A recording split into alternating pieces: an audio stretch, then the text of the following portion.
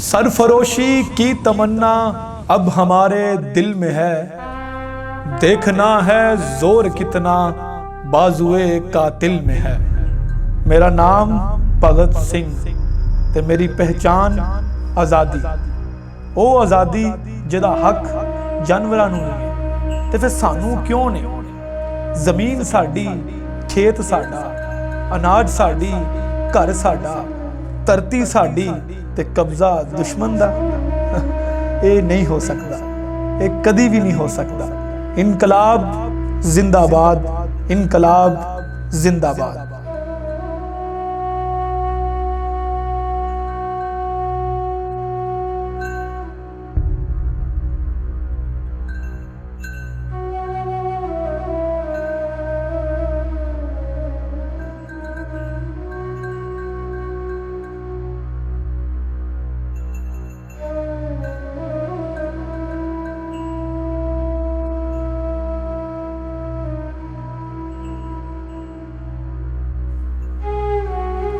105 वंगियां वाला इस वजह तो भी खुशकिस्मत है कि इत्थे भगत सिंह वर्गी हस्ती का जन्म स्थान होया। मैं इस वक्त भगत सिंह के जन्म स्थान की जगह ते मौजूद हाँ। भगत सिंह वर्गी हस्ती इस दुनिया ते ना आंदी ते असी आज़ादी का साह ना लेंदे। उन्हां दा खून का एक एक कतरा आज़ादी वास्ते लड़िया ते अज असी आज़ादी की साह लै रहे हैं।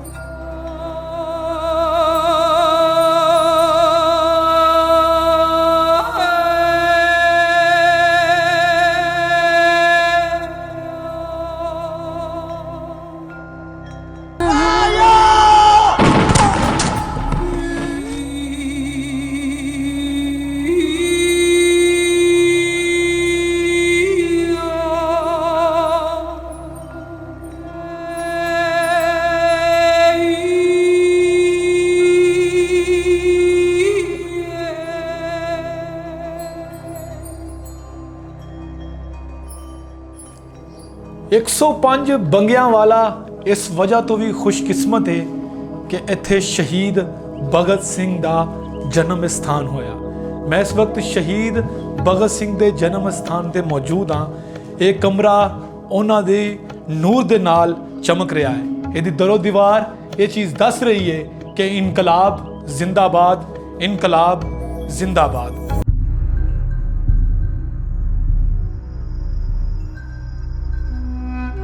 ओए भगत, ऐ की कर रहे हैं? मैं ना पेड़ लगा दिया। किस चीज दा? बंदूका दा। ते की करेगा तू बंदूका ते कारतूसा दा? अंग्रेजां नू मार पकावांगा।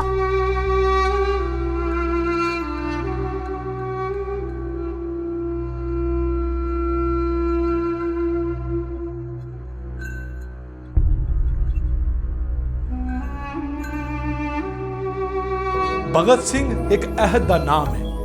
भगत सिंह कौन सी ये जानने वास्ते यही जरूरी है कि असी अज आज़ादी का साह लै रहे हैं। असी अज आज़ादी के नाल अपने मुल्क च जी रहे हैं। यही सब तो वड्डी निशानी है इनकलाब की। यही सब तो वड्डा दस्तूर है इनकलाब का। तारीख ये नहीं दसदी कि कौन कितना ताकतवर सी। तारीख हमेशा ये दसदी है कि हक ते कौन सी। जलियांवाला बाग दे विच जनरल डायर दे जुल्म ने भगत सिंह वर्गा एक ऐसा फौलाद पैदा कर दिता जिन्हें यह दस दिता कि एक शेर 1000 गिदड़ां ते भारी हुंदा है। भगत सिंह इस जुमले ते बिल्कुल पूरा उतरदा सी कि वेले दियां नमाज़ां ते कवेले दियां टक्करां।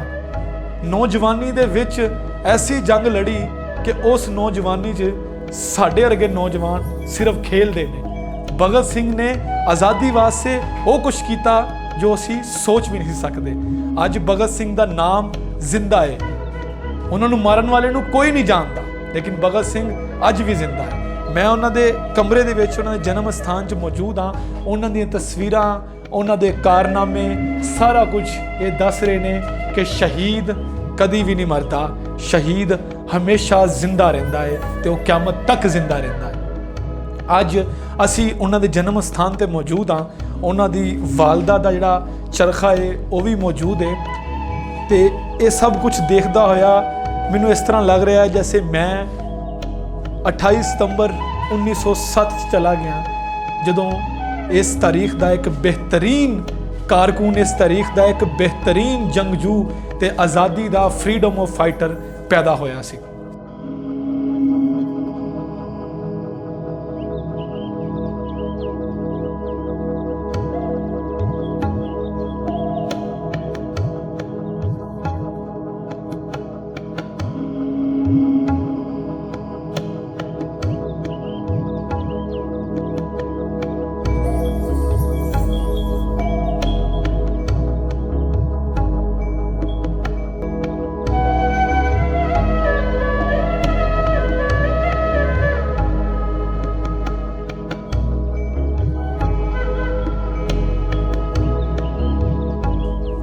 ਭਗਤ ਸਿੰਘ ਸ਼ਹੀਦ ਸਾਡੇ ਵਾਸਤੇ ਇੱਕ ਰੋਲ ਮਾਡਲ ਹੈ, ਸਾਡੇ ਵਾਸਤੇ ਇੱਕ ਬਹੁਤ ਵੱਡੀ ਜਿਹੜੀ ਹੈ ਇੱਕ ਸਮਝ ਲਓ ਕਿ ਇੱਕ ਬਹੁਤ ਵੱਡੀ ਮਸ਼ਲੇ ਰਾਹ ਹੈ ਕਿ ਅਸੀਂ ਉਹਨਾਂ ਨੂੰ ਦੇਖ ਕੇ ਕਿ ਅਸੀਂ ਉਸ ਰਾਹ ਤੇ ਚੱਲ ਸਕਦੇ ਹਾਂ, ਅਸੀਂ ਉਹਨਾਂ ਨੂੰ ਫਾਲੋ ਕਰ ਸਕਦੇ ਹਾਂ।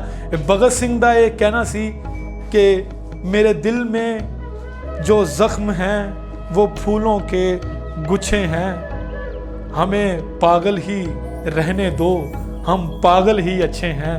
आज़ादी दा ख्वाब अखां ते मूँह ते कामयाबी दी मुस्कुराहट भगत सिंह दी शख्सियत नूं मज़ीद मुतासरकुन कर दिंदी सी।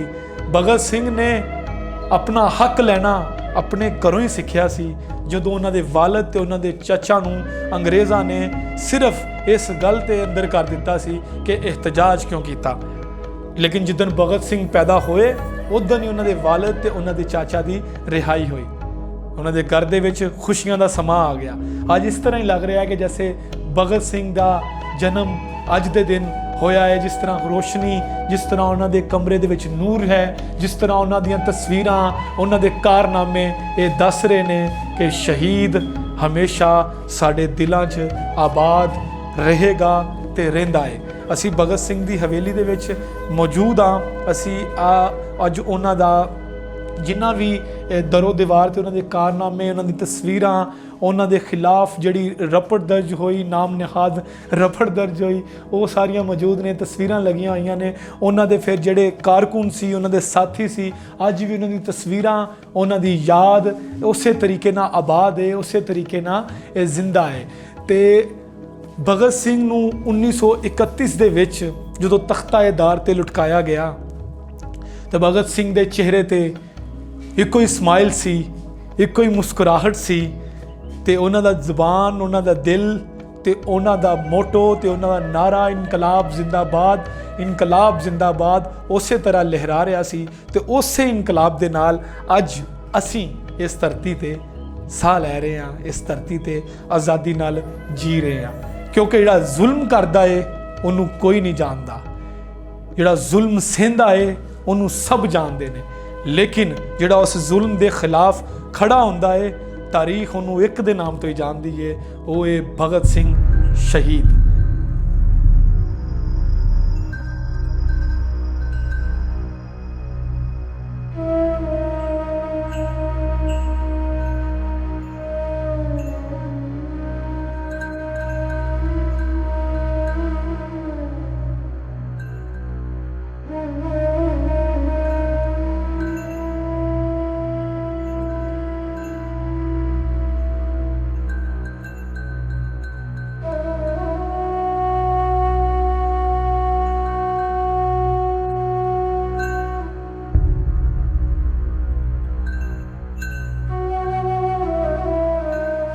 ਜਲਿਆਂਵਾਲਾ ਬਾਗ ਦੇ ਵਿੱਚ ਜਨਰਲ ਡਾਇਰ ਨੇ ਜਿਹੜਾ ਜ਼ੁਲਮ ਢਾਇਆ, ਸਿਰਫ ਇੱਕ ਇhtਜਾਜ, ਆਪਣਾ ਜਿਹੜਾ ਇਨਸਾਨ ਦਾ ਬੁਨਿਆਦੀ ਹੱਕ ਹੁੰਦਾ ਹੈ, ਉਸ ਇhtਜਾਜ ਦੇ ਵਿੱਚ ਹਜ਼ਾਰਾਂ ਸਿੱਖਾਂ ਨੂੰ ਕਤਲ ਕੀਤਾ, ਹਜ਼ਾਰਾਂ ਲੋਕਾਂ ਨੂੰ ਕਤਲ ਕੀਤਾ।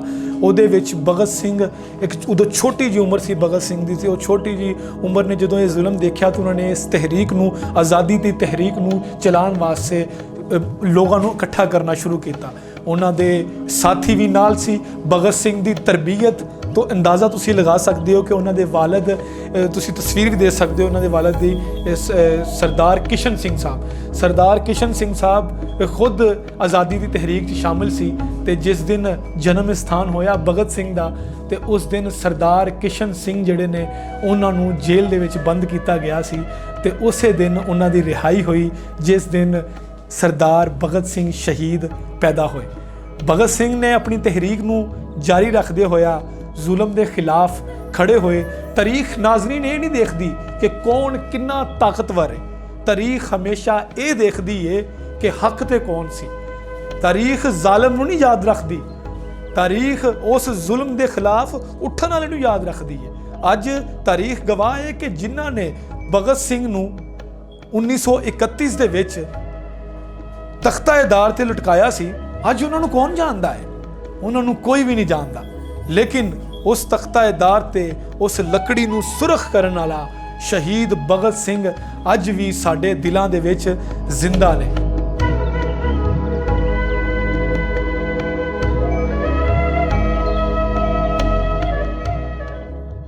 ਆਜ਼ਾਦੀ ਵਾਸਤੇ ਇਸ ਤਰੀਕੇ ਨਾਲ, ਇਸ ਦੀਵਾਨਾਵਾਰ ਦੇ ਨਾਲ, ਇਸ ਤਰੀਕੇ ਦੇ ਨਾਲ, ਜਿਸ ਤਰੀਕੇ ਨਾਲ ਉਹਨਾਂ ਨੇ ਆਜ਼ਾਦੀ ਨੂੰ ਸਾਡੇ ਵਾਸਤੇ ਹਾਸਿਲ ਕੀਤਾ, ਉਹ ਭਗਤ ਸਿੰਘ ਸ਼ਹੀਦ ਤੋਂ ਇਲਾਵਾ ਕੋਈ ਨਹੀਂ ਸੀ ਕਰ ਸਕਦਾ। ਜ਼ਿੰਦਗੀ ਜਿਹੜੀ ਹੈ ਉਹ ਆਪਣੇ ਅਸੂਲਾਂ ਨਾਲ ਜੀ ਜਾਂਦੀ ਹੈ। ਲੋਕਾਂ ਦੇ ਕੰਧਿਆਂ ਨਾਲ ਤੇ ਜਨਾਜ਼ੇ ਉੱਠਦੇ ਨੇ।